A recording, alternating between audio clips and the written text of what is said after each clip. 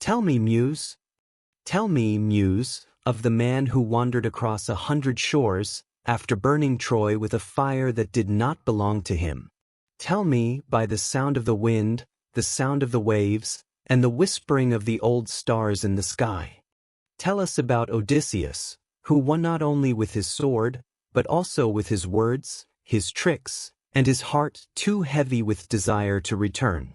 10 years of war, then 10 years of drifting. 10 years of disorientation, 10 years of dreams, 10 years of wandering among gods, witches, monsters, and nameless voices. What man has waited so long to touch his wife's hand? What man has had to overcome so many trials just to hear his son call him father? The world does not favor the wise, and even less those who want to return.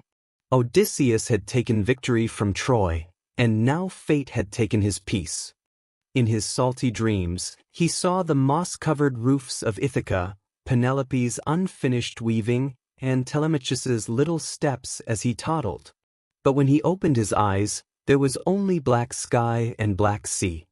Once again he set sail, looking for his way home. Tell us, chapter by chapter, scene by scene, without haste, without fuss. For this journey is not just about one man, but about all those who have lost their way. Trojan War Shadow. Troy burned, not with a roar, but like a curse torn from ancient stone, slowly, brightly, painfully. The fire started on the rooftops near the western wall, spread to the temple of Apollo, and slowly crept down to the central market. The flames hesitated, as if they too were mourning something that had once been strong. Roofs collapsed, statues of gods broke their heads, and thick smoke billowed like a storm over the night sky. Odysseus did not see the victory. He sat on a broken stone near the main road, his hands still stained with sawdust and horse oil from the wooden horse he had invented. While the Greek warriors drank and danced in the firelight, he remained silent, as if he heard something no one else could hear. Crack, not of wood, but of fate. For he knew that the price of victory was never simple. 10 years of war. 10 seasons of gales, 10 seasons of corpses. 10 seasons of women crying on the cliffs overlooking the Aegean, waiting for a sail to return. Troy, the greatest citadel in Asia, stood firm for almost forever, and then fell because of a trick. Odysseus was the one who came up with it. A hollow wooden horse, placed between the city gates as a retreating offering. Inside was a fire, not yet lit but waiting. The Greek warriors hid inside the wood like lifeless corpses. When night fell, they opened the city gates from the inside. A perfect plan. And so Odysseus could not sleep. When Troy fell, the earth seemed to lose its voice. Pillars fell, walls collapsed, but there was no echo as in the myths. There was only the sound of ash and bones hitting the bricks. He walked through the thresholds that had been temples, through the doorways where mothers had held their children. The Greeks cheered. They grabbed gold, carried statues, and set fires everywhere. To them, this was a victory worthy of 10 years of suffering. To Odysseus, this was a nameless sorrow. A young Trojan soldier, not yet 20, was still alive, trying to crawl out of the rubble. Odysseus saw. He was wheezing, blood filling his mouth. And then he stopped. No one else saw him die. Odysseus bowed his head. "Let's go home," he whispered. But no one heard. That night he left the crowd. Through the streets that were now ash. He returned to his makeshift camp outside the city, where the Aegean Sea still lashed its shores, cold as if it had no knowledge of the death of an empire. At the camp, the generals were discussing. Who would carry the treasure? Who would cut cloth from King Priam's cloak? Who would offer the spoils to the gods? No one mentioned the wind. But Odysseus knew. He knew the world didn't work that way. The wind didn't come for victory. It only came if the gods allowed it. A blind prophet was called. He was led to the half-burning fire. "Shall we go home?" one asked. The prophet did not answer immediately. He raised his hand, felt the air, as if searching for something among the ashes. "There are gods who have not forgotten," he said. The words fell into silence like a pebble in a deep well. The next morning, they began to prepare the ships. 12 Greek ships, each half rotten from waiting, were plastered with pitch, their sails patched from pieces of dead soldiers' clothes. The ropes were tied with the hair of Trojan women. On each ship, a flask of wine, a small statue of Athena, and a dried olive branch were placed. No one said it, but everyone knew, offerings to the gods they had deceived. Odysseus did not raise his head. He tightened the rudder. Each finger of the rope was like sewing together his fate. As the sun rose, the ships pushed away from the shore. Blue sea, blue sky, but no wind. They stood still, like floating corpses. Odysseus raised his head, and for a moment he thought he saw the shadow of Athena turning away. The journey had not yet begun, and he knew this was not the way home. But the road was being extended by the gods as punishment. The sign calls the names of the one who cannot return. The Aegean Sea was not blue that morning, but gray. The water was smooth as wet stone, without a ripple. The Greek ships glided as if on a sad mirror. The wind had not yet risen. Odysseus stood on the ship's side, looking out at the horizon. Behind him was the clatter of lazy oars, the sighs of the living warriors, and the creaking of old wood like broken bones. Athena, his guardian goddess, had not appeared. Since the night Troy fell, she had been silent. No green light, no whispers in dreams, no premonitions. He felt empty, not because of the land left behind, but because the sky was filled with clouds and there was no direction. They drifted. 3 days. For nights. No anchor, no compass, no birds. Only the silent water and the exhausted patience of men. The 5th night, the stars did not rise. The moon was hidden behind a bank of dusty clouds. On board the ship, a young warrior named Eurylochus dreamed of an arm rising from the sea. No blood, no body. Just that arm, wet, pointing at him, and then dissolving like smoke. He woke with a start. Sweat beaded his forehead, and he stammered, "Poseidon, you are angry." Odysseus did not sleep. He had been sitting at the helm the entire time. No wind, a bad omen. No waves, the silence before the anger. "None of us are forgiven," he muttered.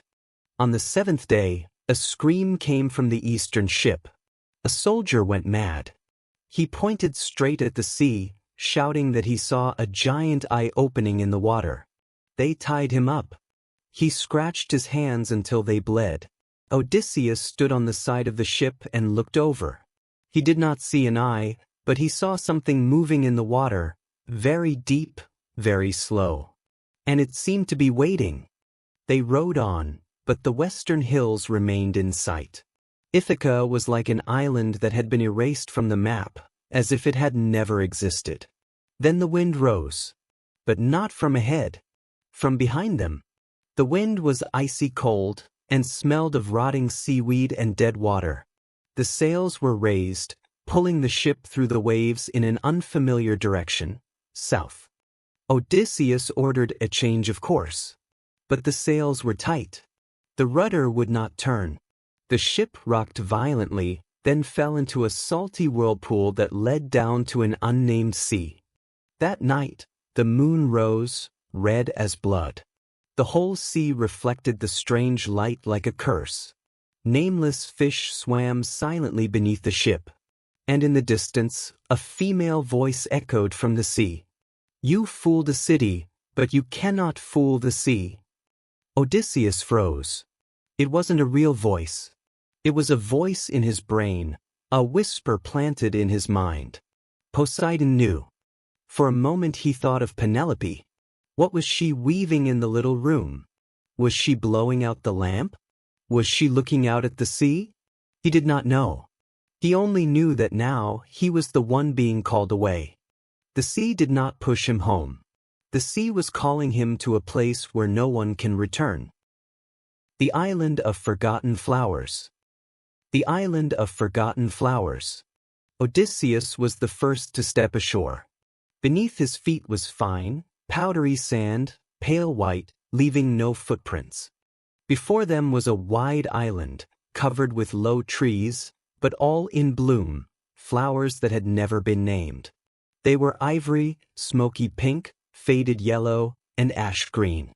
And their scent, oh the scent, light as the first breath of a dream, wafting and sinking into the blood. Eurylochus, who had dreamed of the arm from the sea, was the second to reach the shore. He walked ahead, touched a flower, and chuckled. "You don't remember why I was sad," he said. The others followed. Each one, as they smelled the flowers, softened. Eyes blinked slowly. Faces softened like wax. They sat down on the grass, laughed, and began to forget. Odysseus did not eat. But he saw clearly, one by one, throw away their helmets, drop their swords, take off their armor, and lie down on the soft ground. It was as if the war had never happened. As if they no longer knew where they were going. The soldier whispered, "We can stay here. We don't have to go back. Maybe Ithaca is just a false memory." Odysseus frowned. He picked up his sword and stabbed it into the ground. "Ithaca is real," he said. But the wind did not listen. The second day, the guards disappeared. He found them lying in the flower forest, eyes open, hearts beating slowly as if they were in a dream they did not want to wake up from. The third day, one refused to leave the island. Odysseus slapped him. But he only laughed. "Let me sleep a little longer. There is no war here." Then came the fourth night. In his dream, Odysseus found himself standing in a field of flowers, but no one was there. Only Penelope's voice echoed from afar. "You will forget my name before you remember the way home." He woke up. Cold sweat covered his back. He knew he had to get out of here. "Everyone back to the ship," he ordered. "Now." No one moved. Some smiled. Others turned away. Odysseus did not wait. He called the three who had not eaten the flower, and together they dragged them aboard. They struggled. They screamed. They called him a cruel man. But he did not stop. As the last ship left the shore, those who were still conscious looked back. The island was already beginning to be covered in mist. The flowers still beckoned. And a few soldiers still stood on the shore, eyes empty as ghosts, waiting to forget the last thing. The cannibals of the Laestrygonians. After leaving the island of forgetfulness, Odysseus and the others who were still conscious left in silence. No one spoke. Each carried a void within them, as if something had been stolen from them. The wind carried them for 5 days and nights. No one knew the direction. They only knew that each day the sun grew more golden, and the sea tasted as bitter as iron. On the 6th day, on the horizon, they saw a new land. No mountains. No cooking smoke. Only sheer cliffs like walls of gray ash. At the highest peak, a thin wisp of smoke rose, the only sign of life. Odysseus ordered the 3 ships to stop in the distance. He and 2 smaller ships entered the bay alone. Not a bird flew overhead. No sound of waves. Only the sound of oars cutting through the water, and eyes watching from nowhere. As they went deeper, they saw a huge bay surrounded by cliffs as steep as caves. The water was a dark blue, and there was not a boat in sight. "How strange," one of the sailors whispered. "There are no fish." They landed. A young warrior named Antiphates was sent to scout, along with 2 others. They disappeared over the cliffs. 10 minutes. Then 20. No one returned. At the 30th minute, a scream rang out, terrible, not human. Then came the sound of bones breaking. The sound of flesh being torn. One of the two men ran back. Not running, but crawling, half covered in blood. He only managed to say, "Are not human, they eat flesh." Antiphates. Then he fell. Odysseus understood. Not the village, not the people, but the tribe, a tribe of giants, living in the cliffs, eating anyone who came near. He shouted, "Retreat!" But it was too late. From the cliffs, huge figures emerged, 3 times the size of ordinary men, skin ashen, eyes like burning coals. The Laestrygonians. They did not run. They lifted rocks. They threw them like lightning. A ship broke apart instantly. Masts snapped in two. The dead were sucked into the sea like loose mud. On shore, the living were lifted like sticks and torn apart. Odysseus did not look. He commanded, "Row. Back as far as you can." The survivors rowed like mad. The wind rose, this time, the wind of fear. When they were out of the bay, he dared to turn back. Only one ship remained. 12 men. 80 had stayed behind, feeding the monster. No one cried. No one screamed. There was only the sea, and the smell of blood. And the wind blew as if nothing had happened. Circe, the witch and the human pigs. After escaping the Laestrygonians, only one ship remained, the last of Odysseus's. The survivors, 14 men, were silent. Not a word was spoken for 3 days at sea. The wind rose in salty gusts, whipping through the patched sails, making the riggings rattle like shackled souls. On the 4th day, they saw an island in the mist, lush green, round as a grassy field in the middle of the ocean. No cliffs, no threats, just trees, flowers, and birds. "I smell honey," Eurylochus whispered. They anchored. Above, a dim mountain peak rose high among the trees. Smoke rose from it, not the cold smoke of the Laestrygonians this time, but fragrant smoke. The smoke of slow-burning pine. The smoke of a house.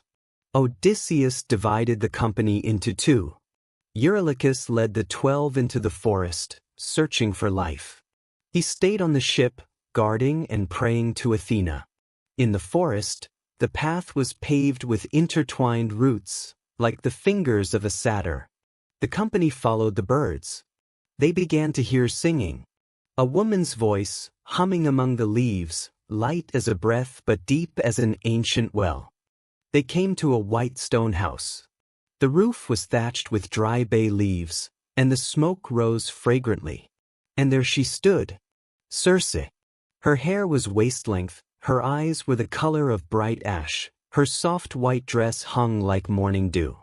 She held a wooden spoon in her hand, stirring a large copper pot on the stove. "You're here," she said. "Come in. Have something hot." Eurylochus hesitated, but the others did not. They were hungry. They were tired. And the aroma of meat soup mixed with mead made their heads spin. They entered. Circe smiled. She sprinkled some powder on the food. And as the soldiers took the first bite, they began to twitch. Arms went limp. Faces distorted. Voices turned to grunts.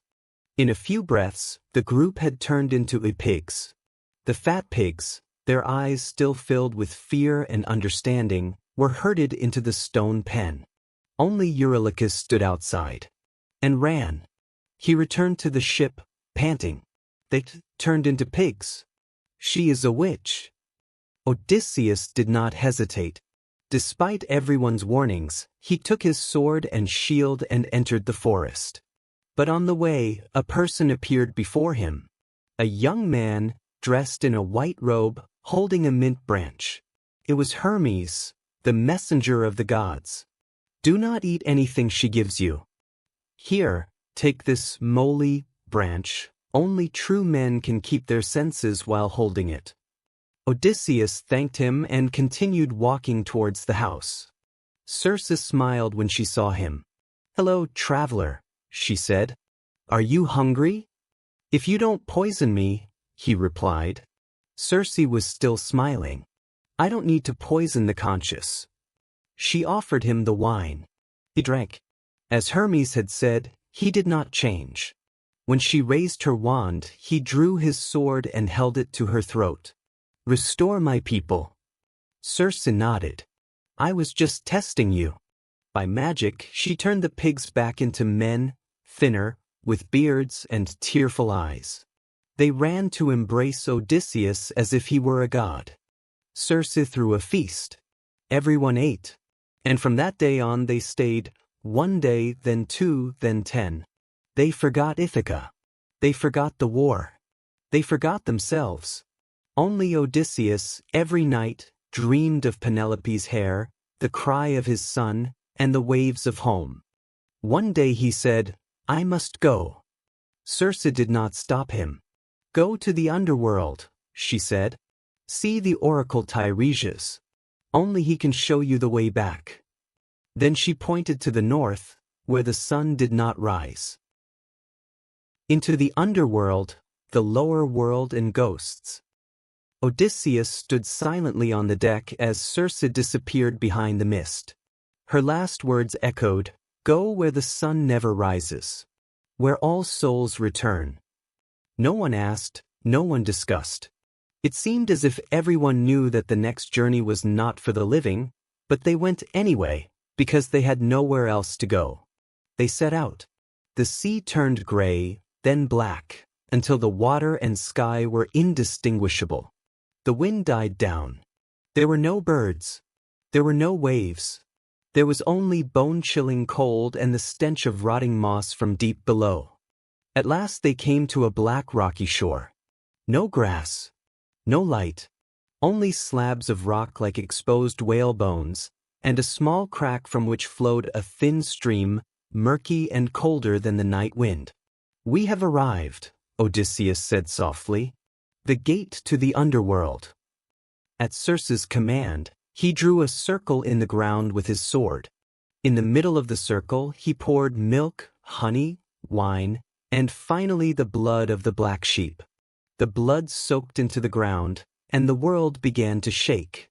The air became thick. The ground trembled slightly, as if someone were breathing from below. And then shadows appeared. Not people, not monsters, but memories, regrets, everything that had once been alive, now only a whisper on the wind. Odysseus gripped his sword. The first spirit that appeared was Elpenor, the soldier who had fallen from Circe's roof, unburied. His spirit trembled. "Please bury me, General. Don't let my spirit wander forever." Odysseus choked. He promised, and Elpenor vanished like mist. Then there was his mother, Anticlea. "Mother," he said, trying to embrace her, but his hand touched cold nothingness. "I died missing you," she said. "Come back. Live." Then, out of the darkness, another figure emerged, tall, with long hair, holding an oaken staff carved with runes. It was Tiresias, the blind prophet of Thebes. He drank blood, and his blind eyes seemed to glow. "Odysseus, bearer of swords and memories," he said, "you will return, but not in one piece. The sea will take everything from you. Your comrades, your ships, your weapons, and you will return on a raft, alone. Remember," he continued, "when you reach Ithaca, do not draw your sword. The first man you meet will hold an oar. Follow him where no one knows the sea god. Build an altar to Poseidon. Only then will you find peace." Odysseus bowed his head. Tiresias's spirit vanished like smoke. But the darkness was not over. Achilles appeared, the spirit of the greatest hero. His eyes were still bright as a warrior's, but his voice was no longer proud. Better to be a servant to the living than a king in the dead. Patroclus stood behind him, saying nothing, but taking Achilles' hand. For the first time in his life, or since his death, Achilles smiled. Agamemnon stepped out, his hands stained with imaginary blood. My wife killed me when I returned, he said. Do not trust women. Do not let anyone know you have returned home before you have taken up your sword. Odysseus nodded, though his heart still believed in Penelope. Last of all, Ajax. But Ajax turned away. He did not forgive Odysseus, who had fought with him for Achilles' armor. The silence of Ajax's soul was as heavy as lead. Time in the underworld is not measured in hours, only in the throes of the heart. As the ground begins to freeze again, Odysseus collects his blood. The ghosts fade. The wind returns, and the fire in their hearts, the fire kindled by death, is brighter than ever. They turn the ship. No one speaks. Only the wind. And the warnings still echo. You will return. But no one will wait for you to be the same. Cities that bowed, Babylon, Susa and Persepolis. The Babylonians did not resist. They bowed when they saw the ship flying the flag of Athena. They opened the gates, offered cakes and wine, and placed wreaths on the heads of the weary Greeks. Odysseus sat on his bronze throne, not smiling. A silver-haired man, perhaps the abbot of Marduk, came to him. You have passed through life and death. Stay here. We have shelter. We have bread. We have knowledge carved in bricks for hundreds of years. Odysseus looked around. The walls were painted with bearded gods, holding thunderbolts, like Zeus but colder. No, he said. I must go. Babylon bowed, and bade him farewell with mournful songs. The ship set sail again, and reached Susa, the glass city, where the walls reflected like mirrors, where the wells sang with human voices, and the streets were paved with stones so white that one could not see one's own reflection. The Susa people were silent. They took him to the palace, where the queen of that land was neither old nor young. Her skin was smooth as marble. Her eyes were two crescent moons.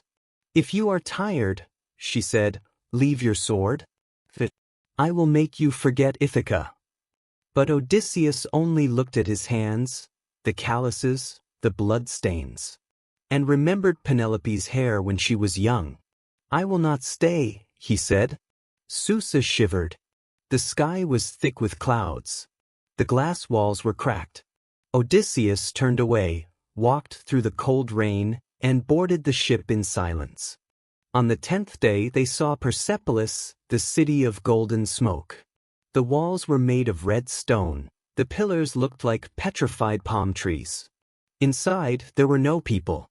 Only the statues of gods as big as mountains, standing still in the middle of the square, as if awaiting judgment from a forgotten era.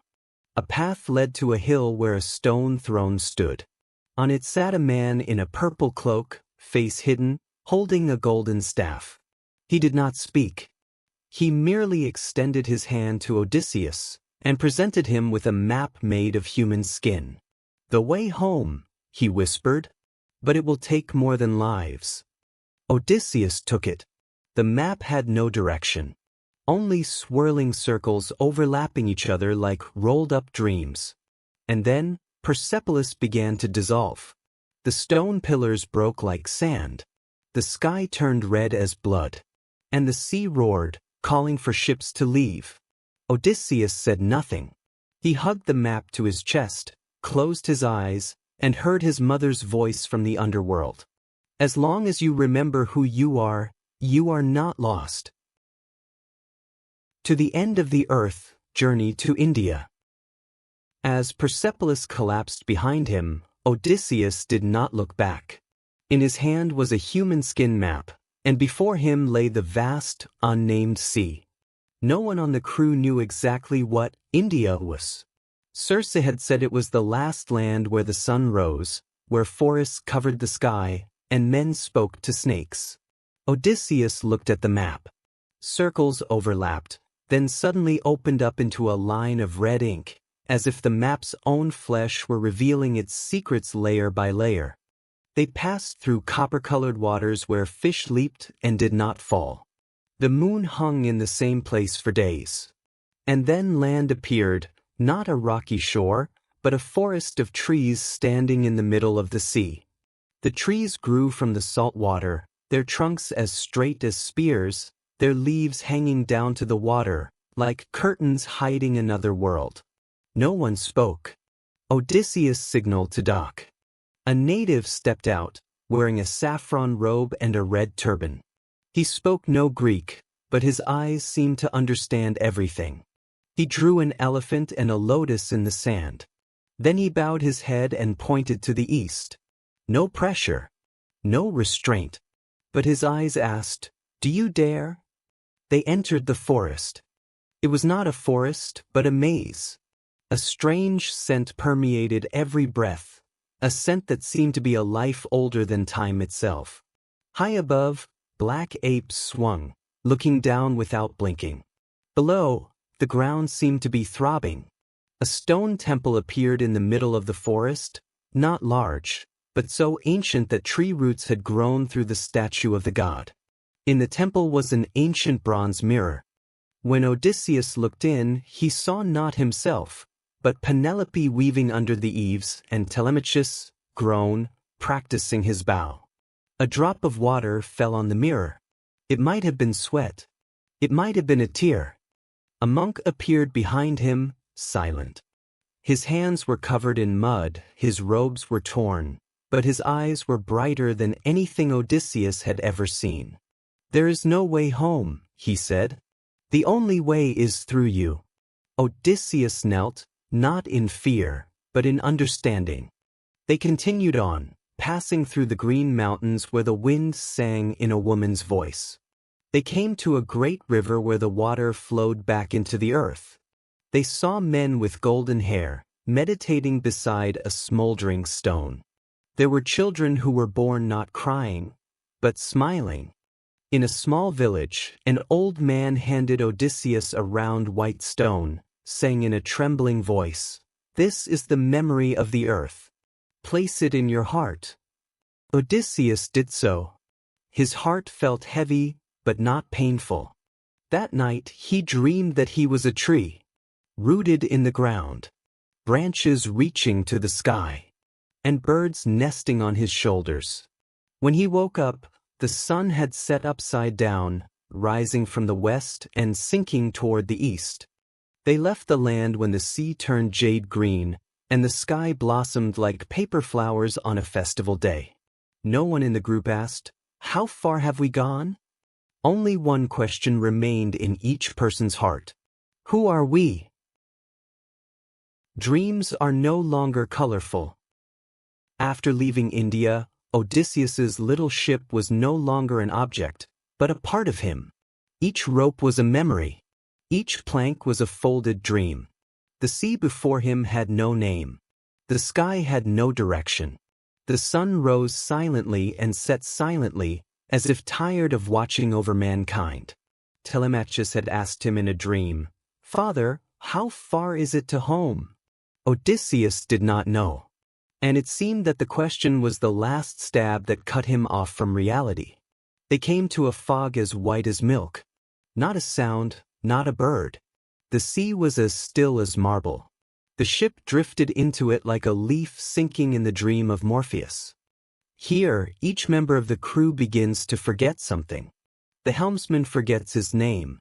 The oarsman forgets how to tie the rope. The firekeeper forgets what it feels like to be warm. Odysseus forgets the color of Penelope's eyes. When he realized that, his heart broke into 1,000 pieces. There was no war, no monsters. Just a cruel silence, slowly draining away the human being. One night, Odysseus woke up, feeling his body light. Not from health, but from the white butterfly that was flying away from him.